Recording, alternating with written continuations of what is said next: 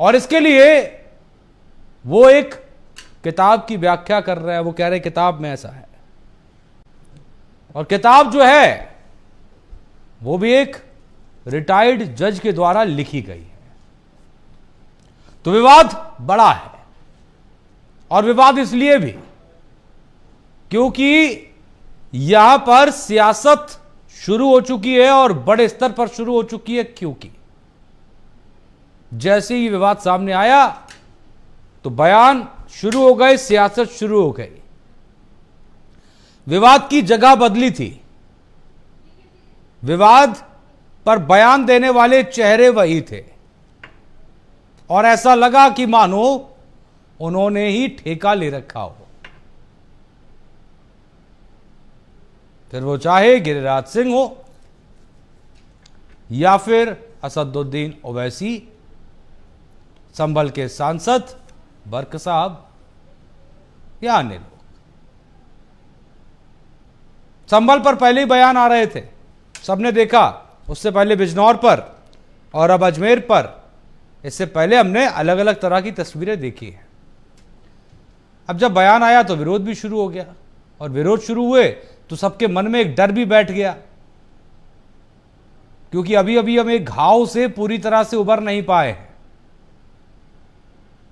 संभल का घाव, जहां पर न जाने कितने परिवार उनके मुखिया ड्यूटी दे रहे हैं पुलिस के तौर पर, बहुत सख्ती के साथ ड्यूटी को बेटर करने के लिए दिन रात एक किए हुए खड़े हुए हैं। कुछ मौत हो गई है, कुछ एफआईआर हुई। तो अभी हम लोग कोशिश कर रहे थे इस घाव से उबरने की, कि अभी एक डर मन में पैदा हो गया कि अजमेर संभल तो नहीं बनेगा। ये तय हमें और आपको करना है। खैर, इस पर जो सियासत शुरू हुई उस पर कुछ बयान आपको सुनवाते हैं, तस्वीर के जरिए सुनिएगा।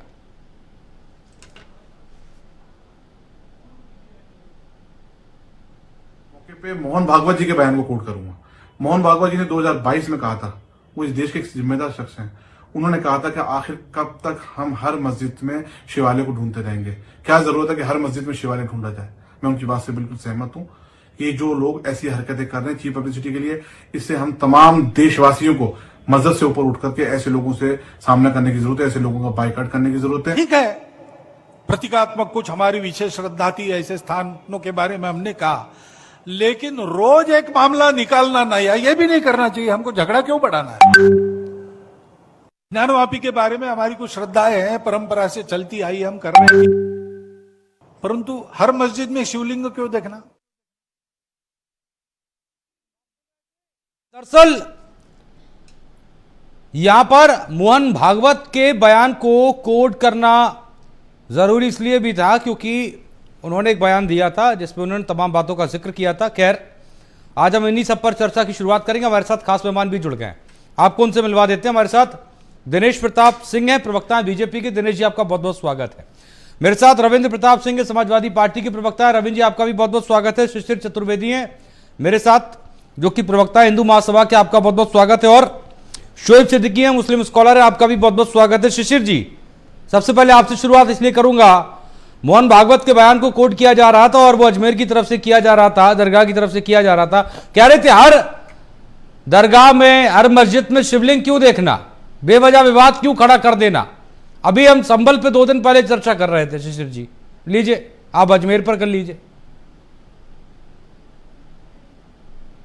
मोहन भागवत जी एक संगठन के अपने नेता है, वो अपने विचार प्रकट कर सकते हैं, लेकिन आरएसएस से पुराना संगठन, आरएसएस को बनाने वाला संगठन हिंदू महासभा है, उसके अपने विचार है। हमारा अपना मानना है कि अयोध्या हो, मथुरा हो, काशी हो, ताजमहल हो, कुतुब मीनार हो, मेवात हो, लखनऊ का लखपतीला हो, इन सब की राय बाबरनामा, अकबरनामा, मुगलिया शासन काल में लिखी गई पुस्तकों में, गजेटियरों में सबूत की तरह चिल्ला रहे कि किस प्रकार से हिंदुओं की मंदिरों को तोड़ा गया, उनकी मूर्तियों को तोड़ा गया, और वहां उस वक्त जो मुगल काल में बादशाह हुआ करते थे, और वो उन्होंने क्या किया, मूर्तियों को खंडित करने के बाद अपने सिंहासन के पायदान के नीचे दफनाया। और सबसे मजेदार तो बात यह है कि उन्होंने जिस प्रकार से इस सब बातों को बाबरनामा, अकबरनामा और सभ्य किताबों में लिख दिया कि हमने किस प्रकार से मूर्ति पूजकों को, काफिरों को बेइज्जत किया है। तो ये कुछ सबूत वहां पर छोड़ दिए थे जिससे हिंदू हमेशा चिढ़ता रहे, उसको चिढ़ाया जाए। तो आज वही सबूत बार बार चिल्ला के कह रहे हैं। जैसे आप देखिए काशी में, वहां पर जब वह सर्वे हुआ तो वहां पर क्या मिला, वहां पर फूल पत्ती, आपको त्रिशूल के निशान, स्वास्तिक के निशान, ये उन्होंने इसलिए छोड़े थे कि हिंदू बेइज्जत होता रहे। अब कुछ चंद वर्षों पहले जिन्होंने तलवार की नोक पे इस्लाम को कबूल कर लिया हिंदुस्तान में, नहीं, एक सवाल ही उठा, असदुद्दीन ओवैसी ये कह रहे थे शिशिर जी के आप एक बार में लिस्ट क्यों नहीं थमा देते? जी, क्या है वो इस देश के गवर्नर जनरल है क्या, या राष्ट्रपति हैं कि उनके हिसाब से देश चलेगा? आप देखिए कि जो चंद सालों पहले, कुछ वर्षों पहले इस्लाम को जिन्होंने स्वीकार किया, टोपी पहनी, दाढ़ी बढ़ाई, आज उनको दुनिया में समस्या यह है कि वो कैसे साबित करें कि हम असली मुसलमान हैं। तो अब वो जब दूसरे देशों में जाते हैं इस्लामिक मुल्कों में, तो उनको हिंदी मुसलमान कहा जाता है, हिंदू मुसलमान कहा जाता है। ये अपनी पहचान के लिए इस वक्त मोहताज है। तो इनको बार बार सिद्ध करना पड़ता है कि हम असली मुसलमान हैं।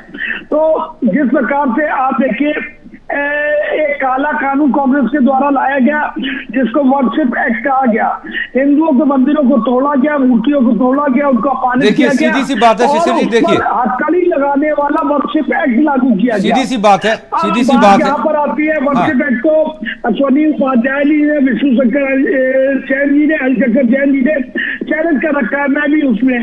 तो अब दिक्कत यहाँ पर यह आ रही है कि ये जो सबूत जो इस्लामिक राज में छोड़े गए थे, जो फूल पत्ती और स्वास्तिक के चिन्ह, आज वही इनके खिलाफ खड़े हो गए सब। अरे ठीक है, एक सेकेंड, या तो चलिए इस पर आगे खैर चर्चा होगी। दिनेश प्रताप सिंह जी, ये चूंकि जो नसरुद्दीन चिश्ती हैं वो ये कह रहे हैं कि मैं न्यायालय की प्रक्रिया पर कोई टिप्पणी नहीं करूंगा, लेकिन जो परिपाटी डाल दी गई है कि हर दरगाह मस्जिद में मंदिर होने का दावा किया जा रहा है, हर इंसान उठकर आ रहा है और नई नई एप्लीकेशन लगा रहा है, वो परिपाटी हमारे समाज और हिंदुस्तान के लिए सही नहीं है। जो विवाद 150 और 200 साल पुराने हैं या 1947 से पहले के हैं, उन्हें छोड़ दिया जाए, वही कह रहे। देश में अदालतें हैं और जब तक इस देश में संविधान है और देश संविधान से चल रहा है, तो किसी भी मामले को लेकर कोई भी व्यक्ति किसी भी बात को लेकर अदालत में जा सकता है। ये अदालतों का काम है कि आपकी उस याचिका को स्वीकार करते हैं, अगर स्वीकार करने लायक है, अगर याचिका स्वीकार करने लायक नहीं तो उसको रिजेक्ट भी कर सकते हैं। ये अदालतों का काम है और कोई भी, मुझे लगता है, किसी भी विवाद को लेकर अदालत में जा सकता है और लोग जा भी रहे हैं। और ये सवाल स्टेन भाई एक तरफा नहीं होना चाहिए। आप मोहन भागवत की बात से कितना सहमत हैं? अधिक कल नहीं, वक्फ बोर्ड ने यूपी कॉलेज को वक्फ की संपत्ति घोषित कर दिया, कल नोटिस दिया उन्होंने, और तेलंगाना के पूरे गांव को उन्होंने वक्फ की प्रॉपर्टी घोषित कर दी। ये सिलसिला कैसे सिर्फ एक पक्ष को आप कहेंगे? आप मोहन भागवत की बात से कितना सहमत हैं जिसमें वो ये कह रहे हैं कि यार मंदिर दरगाह में शिवलिंग नहीं देखना चाहिए?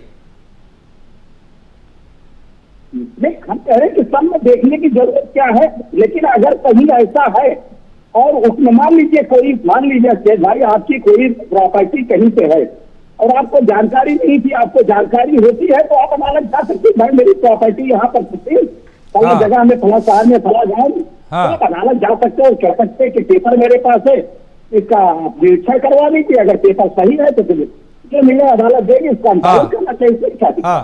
कोई जबरदस्ती अदालतों को तो कह नहीं रहा। अगर अदालतें अपनी कसौटी पर उस याचिकाओं को कसती हैं, अगर याचिकाओं को सही पाती हैं और सुनने योग्य पाती हैं तो उन याचिकाओं को स्वीकार करती हैं। चलिए ठीक है। किसी भी अदालत को ये नहीं कह सकते हैं कि हाँ। कौन सी याचिका आपको स्वीकार करने कहीं। हाँ। ये प्रोसेस के थ्रू जा रहे हैं। ठीक है, मेरा लेकिन कहने का बिना मतलब सिर्फ प्रोसेस इतना के था। थ्रू गए हुए हाँ। आप किसी भी जगह जाकर अपनी संपत्ति आप नहीं कह सकते जो वक्फ कर रहा है। मेरा कहने का मतलब बस इतना था कि विवाद दिन ब दिन लगातार बढ़ते जाएंगे, बढ़ते जाएंगे, बढ़ते जाएंगे, और फिर क्या आखिरकार इनका परिणाम निकलना है। रविंद्र सिंह जी, कैसे हैं आप?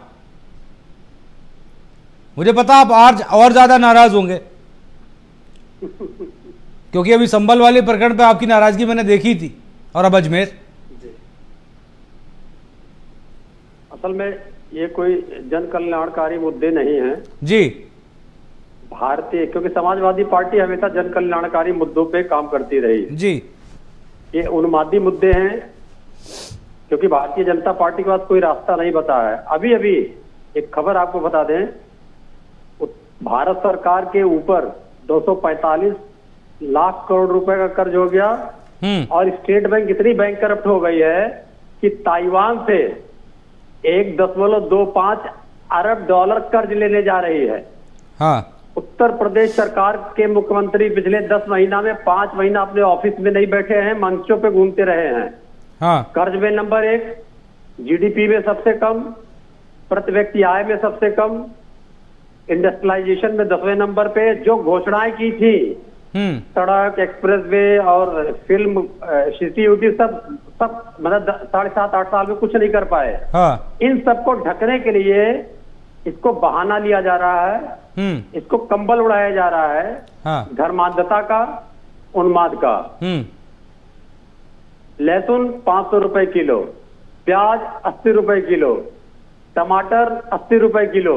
मुद्दे ये हैं, कहाँ जमीन के अंदर क्या गड़ा है, ये मुद्दा नहीं हो सकता है। हाँ। कभी भी नहीं होगा, किसी देश के लिए नहीं होगा, किसी व्यक्ति के लिए नहीं होगा।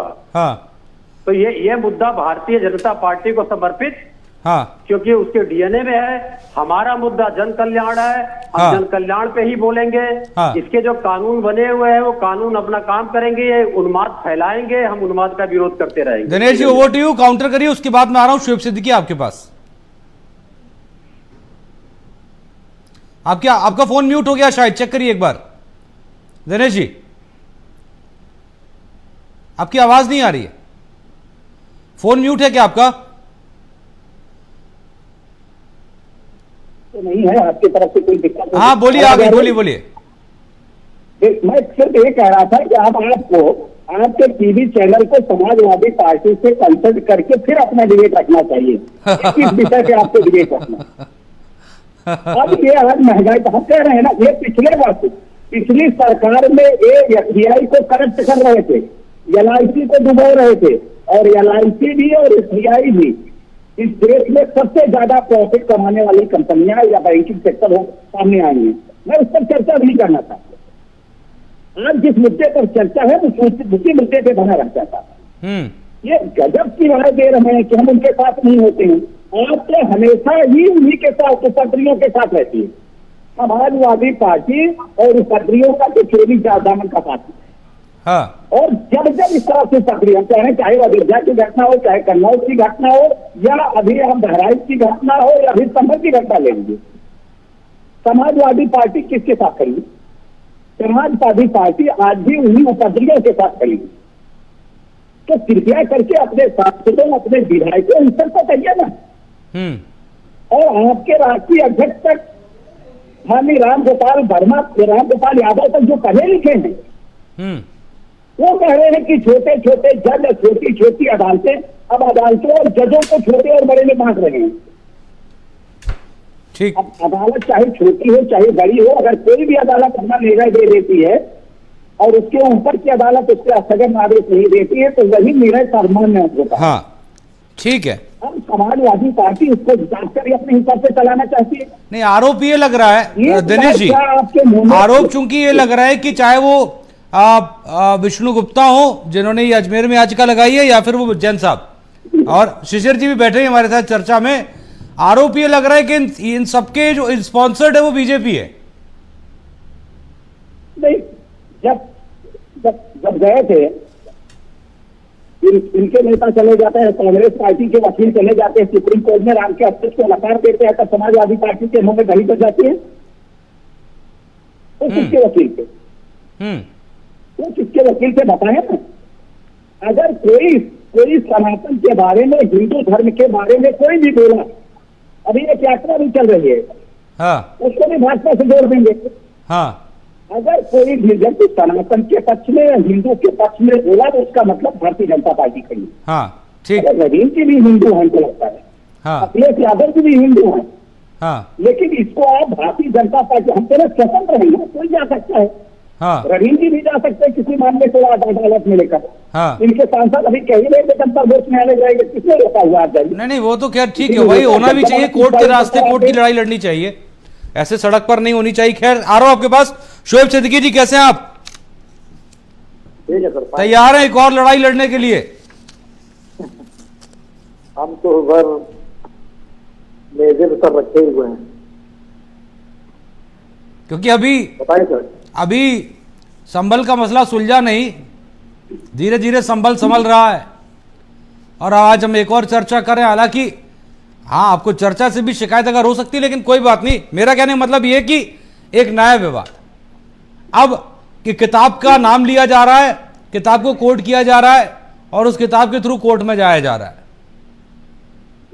देखिए अतिजय सर, जब अपने ऐप छुपाने हो तो दूसरों में ऐप तलाशो, हाँ, और जब अपनी नाकामी छुपानी हो तो दूसरे कामयाबी में ऐप निकालो। ये तो पुरानी कहावत है।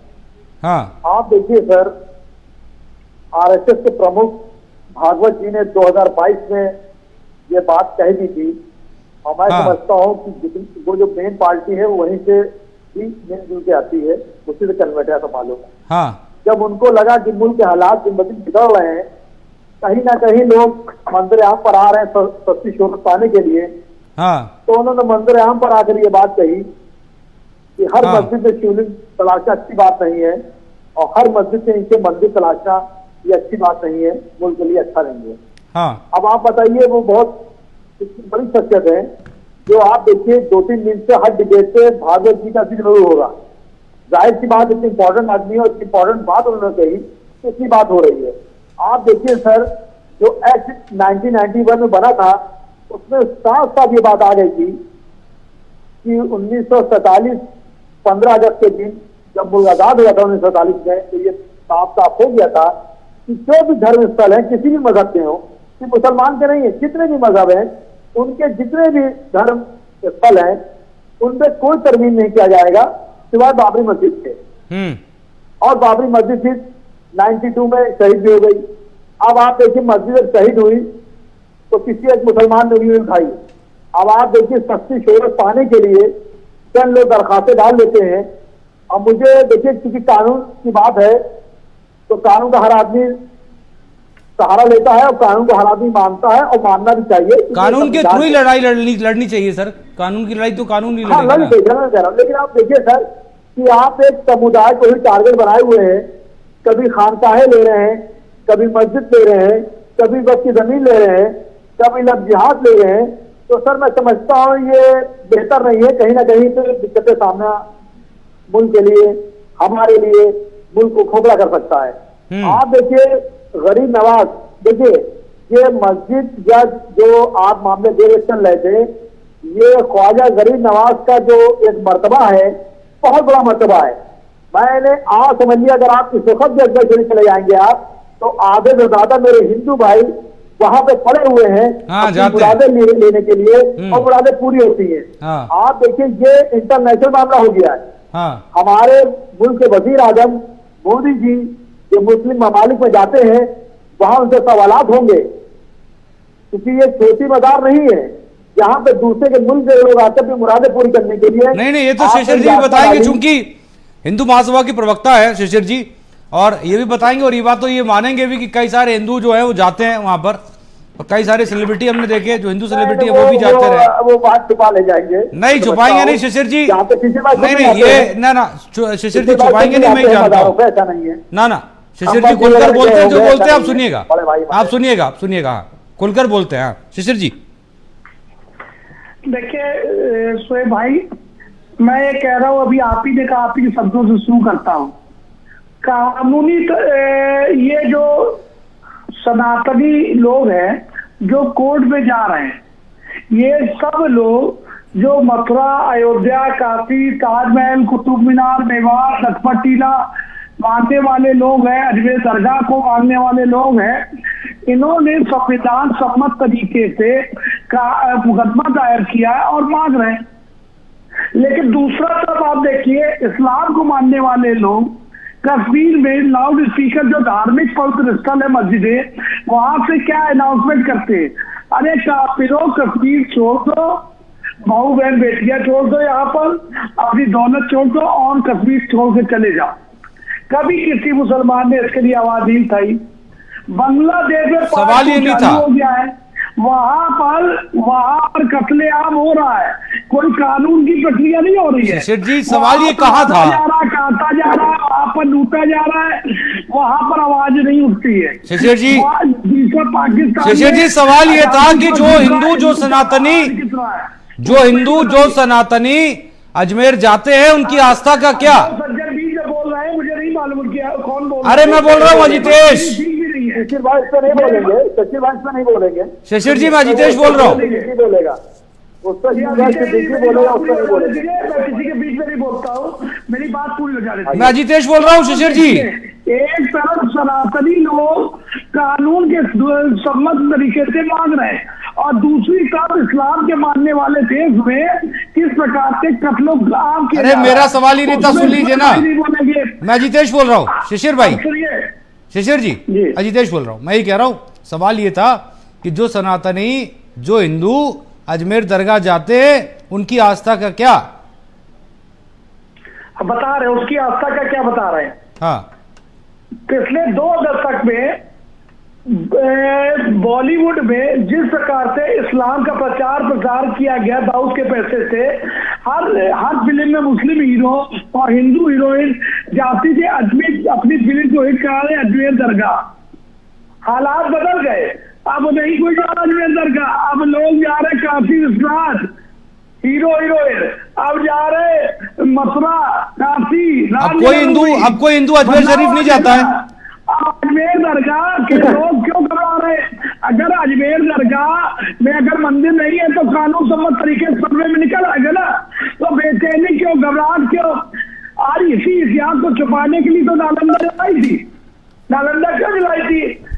आज आप बताइए किस प्रकार से मुगल आक्रांताओं ने बाबर नामा, अकबर नामा, मुगलिया किताबों में, गजेटियरों में इतिहास लिखा हुआ है।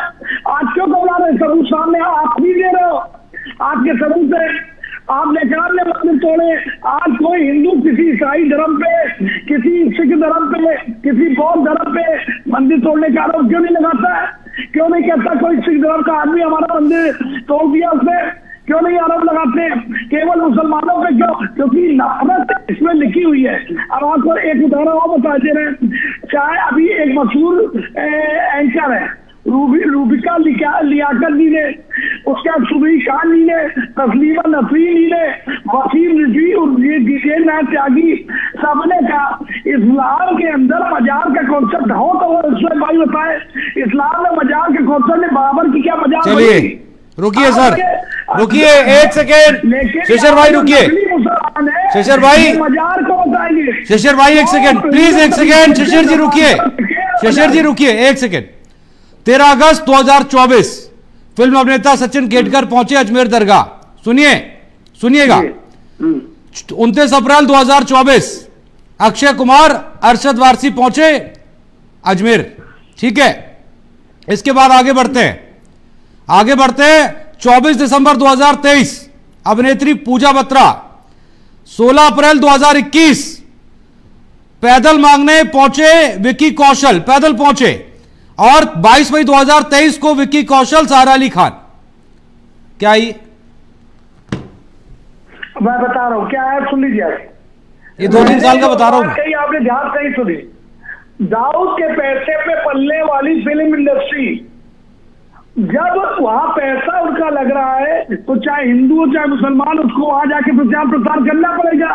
और ऐसे कलाकारों का चित्रण अब हिंदू समाज में नहीं हो रहा है, और ऐसी फिल्मों को लोग देखना भी नहीं पसंद कर रहे हैं जो हीरो एक्टर अजमेर दरगाह जैसी अरे सर, विकी कौशल को नेशनल अवार्ड मिला है सर, क्या बात कर रहे हैं आप? ठीक है Dinesh Pratap Singh ji, over to you. मेरा कहने का मतलब ये है कि विवाद शांत कैसे होंगे, क्योंकि जब ऐसी चीजें होती है, भले ही विष्णु गुप्ता का बीजेपी से कोई मतलब ना हो, सरकार से कोई मतलब ना हो, जो जैन साहब है, वकील साहब जो शिशिर जी के साथ हैं, इनका बीजेपी से कोई मतलब ना हो, लेकिन आप ये बात बहुत अच्छे से समझ रहे होंगे कि जब ऐसी चीजें होती हैं तो टारगेट आप होते हैं। देखिए हिंदुओं को आजादी, शिशिर जी आ रहा हूं, एक सेकेंड दिनेश जी से, दिनेश जी जवाब देंगे। शिशिर जी प्लीज, आ रहा हूं दिनेश जी। हाँ भाई हम कह रहे हैं कि अभी आप जो सवाल पूछ रहे हैं इस पर भी मैं कह रहा हूं कि अगर कोई मस्जिद जाना चाहता है, कोई गिरजाघर जाना चाहता है तो चाहे सबको आ सकती है,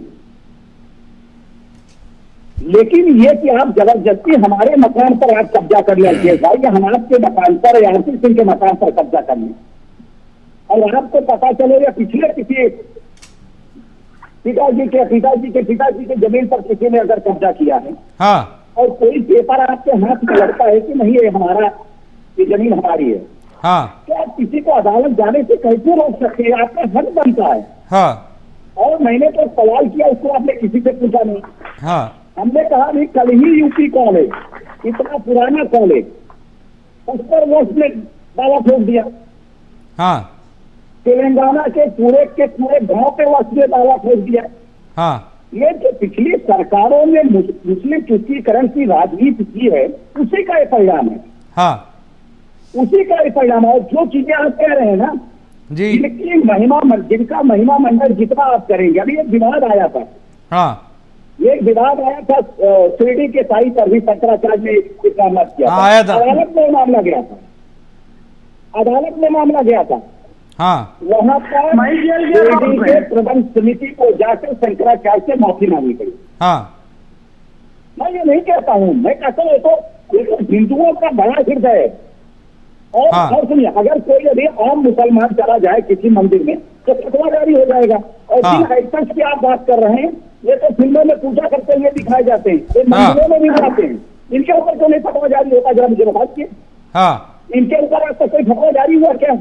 नहीं, ठीक ठीक ठीक ठीक ठीक तो ठीक इसलिए ओके। ये देखिए, ये हाँ। से तुम्ही लोग होता है। रविंद्र सिंह जी। मैं बार-बार ये कह रहा हूँ हाँ। कि क्या इस अपने हिंदुस्तान में हिंदू होना गुनाह हो गया, हाँ। सनातनी होना गुनाह हो गया। हाँ। और आपने जो कहा कि 1947 से जो, अरे कभी क्या आप मान लीजिए ना, हाँ। जब देश स्वतंत्र था, जिस स्थिति में था, ये जहाँ जिसका जो पूजा घर का कभी क्या आप मान लीजिए।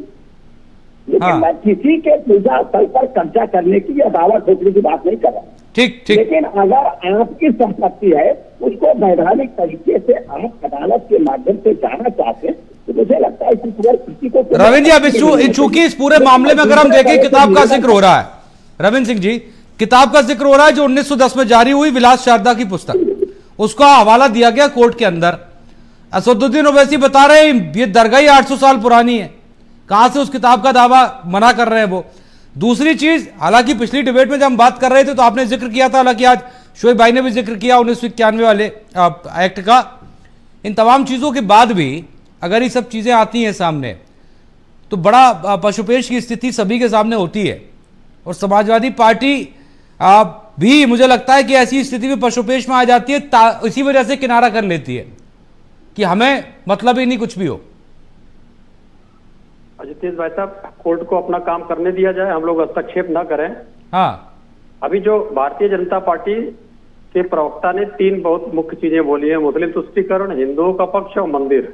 हाँ, इसमें हिंदू महासभा के प्रवक्ता ने भी मंदिरों को तोड़ने की बात करी है। मैं तो कुछ चीज बताना चाहता हूँ, आपसे अनुरोध करूंगा, हस्तक्षेप कोई करे तो रोक दीजिएगा। बिल्कुल, कोई नहीं करेगा सर, बोलिए। हिंदू धर्म के बारे में जरा भारतीय जनता पार्टी की सोच सुन लीजिए। प्रभु श्री राम को उत्तर प्रदेश का एक कैबिनेट मंत्री बोलता है कि अवैध संतान है।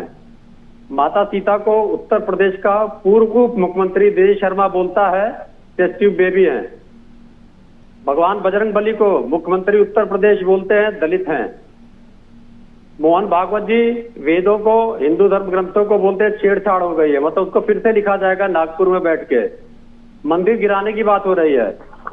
पूज्य शंकराचार्य जी महाराज बोलते हैं कि खाली काशी में 3000 से ज्यादा मंदिर गिराए गए। तो अगर खाली काशी जी या मथुरा जी में बिना दिया जाए तो योगी आदित्यनाथ जी की सरकार में उससे ज्यादा मंदिर गिराए गए हैं जितना कि आक्रांताओं के द्वारा गिराया गया कहा जाता है। तो ये जो दोहरा चरित्र है भारतीय जनता पार्टी का, हिंदुओं के खिलाफ खड़े हुए हैं, मुस्लिमों को उकसाते हैं और हिंदू धर्म का नाम बदल के सनातन धर्म रखते हैं। तो ये इनकी जो चालबाजी है, सत्ता लोलूप है, सत्ता पाने के लिए हाँ। ना तो ये हिंदू धर्म के सगे हैं, ना मुसलमान धर्म के सगे हैं, ना संविधान के सगे हैं। हाँ। अपनी सत्ता लोलुपता के लिए ये कुछ भी करेंगे। देश कंगाल हो चुका है, प्रदेश कंगाल हो चुका है। आम आदमी तरफ से उस पर बात नहीं करेंगे। मुझे लगता है कि इन चीजों से हटके सब धर्मों का सम्मान करें हमारे संविधान के अनुसार और जनता की बात करें, जन कल्याण की बात करें। ठीक है, okay Dinesh ji, over to you. हाँ, उसका शोएब भाई आ रहा हूँ। इतना कह रहा हूँ कि भाई इन्हीं की पार्टी में स्वामी प्रसाद मौर्य थे ना, जब उन्होंने रामचरितमानस पर आपत्ति उठाई थी तो आरपी सिंह जी भी हमको लगता है हिंदू ही नहीं है, जहां तक मेरा ज्ञान है। हाँ, लेकिन एक दिन भी हम इनको डिफेंड करते नहीं, मतलब उनके विपक्ष में बोलते हुए नहीं देखा। इतनी मजबूरी होती है, इतनी मजबूरी होती है कि पार्टी प्रवक्ता होके अपनी बात को पार्टी के पक्ष में रखना है। हाँ। आप भी सनातनी हैं, आप भी हिंदू हैं, लेकिन जब कोई आपके धर्म के बारे में नहीं उठाता है, मुझे ये उदाहरण बता दीजिए ना कि कोई हिंदू धर्म को मानने वाला कोई भी सनातनी किसी मस्जिद को छोड़कर मंदिर बनाया है, एक उदाहरण दे दीजिए। हाँ। उनके किसी भी इधर सुन लीजिए, अच्छी बात है, आप भी सुन लीजिए, कोई एक उदाहरण बता दीजिए। हाँ। उनके किसी भी क्रियाकलाप में, किसी भी पूजा पद्धति में कभी किसी हिंदू ने कोई खलल डाला हो। ठीक। और आवश्यकता पड़ी हिंदुओं ने, सिखों ने अपने मंदिरों और गुरुद्वारों को भी उनके लिए खोल दिया। हाँ। ये सनातन का बड़प्पन है, ये बड़ा दिल है और ये कहीं से आए नहीं है। कितने साल का इसका इतिहास है जिनकी चर्चा आप हम कर रहे हैं। ठीक। लेकिन वोट के नाते इतना अच्छा गिर जाएगा समाजवादी पार्टी का। हाँ, ठीक। यहाँ पहले चले गए थे नहीं, रविंद्र सिंह जी जवाब दीजिए, उसका शोएब भाई आ रहा हूँ। हाँ, ठीक है दिनेश जी, में घटना हुई, सनातनी के घर गए क्या? ठीक है, ये संभल जाएंगे, संभल जाएंगे। मैं कह रहा हूँ ये क्या है, पुलिस वाले घायल पुलिस वाले उनके पास जाएंगे, पूछ लेते ना, जवाब दे देंगे रविंद्र सिंह जी, दे देंगे। हाँ, बता देंगे। मैं हिंदू हूँ, समाजवादी हूँ, हिंदू पक्ष को मजबूती से रखा हूँ, इनके मंदिर गिराने की निंदा किया हूँ। हमारे हिंदू देवी देवताओं पे जो भारतीय जनता पार्टी के शीर्षस्थ नेताओं ने आपत्तिजनक अभद्र टिप्पणियां किया, उसका विरोध किया हूँ। लेकिन ये हिंदुओं का पक्ष रखने की बात करते हैं, इन्होंने निंदा नहीं किया, इन्होंने निंदा नहीं किया।